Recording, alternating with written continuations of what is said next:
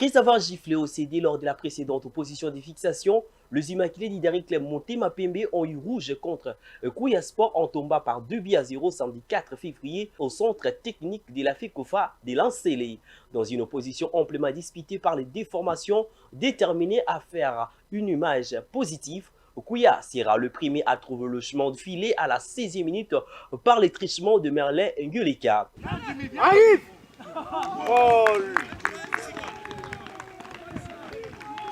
Les Immaculés vont tenter la riposte dans la suite. Les actions non concluantes ont condamné les Immaculés à pouvoir justement s'être menés 1-0 à la pause. Au retour des Citrons, avec la montée sur terrain de Gimbi qui a apporté de l'intensité dans le match, DSMP va revenir avec les arguments qui ne vont pas passer loin de l'égalisation avant de voir Kouya Sport corser l'addition à D par le savoir-faire de Christian Kayela par une seconde erreur de la défense d'Idari Club Motema Pembe pour le 2-0.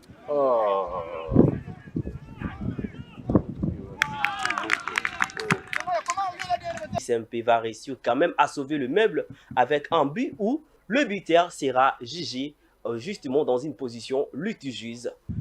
Merci Kossi.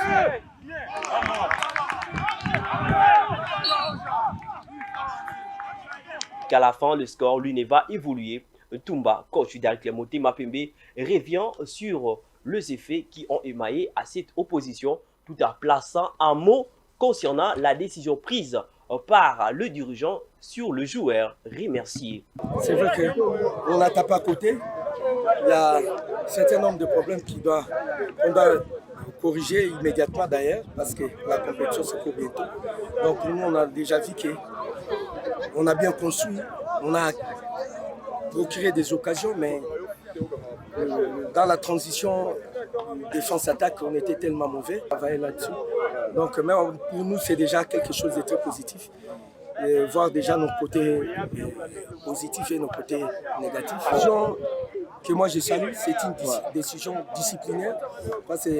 C'est que ces enfants l'ont fait, donc c'est autre que le football. Je n'entre pas dessus, c'est l'hiérarchie qui a pris cette décision. Nous, on peut que...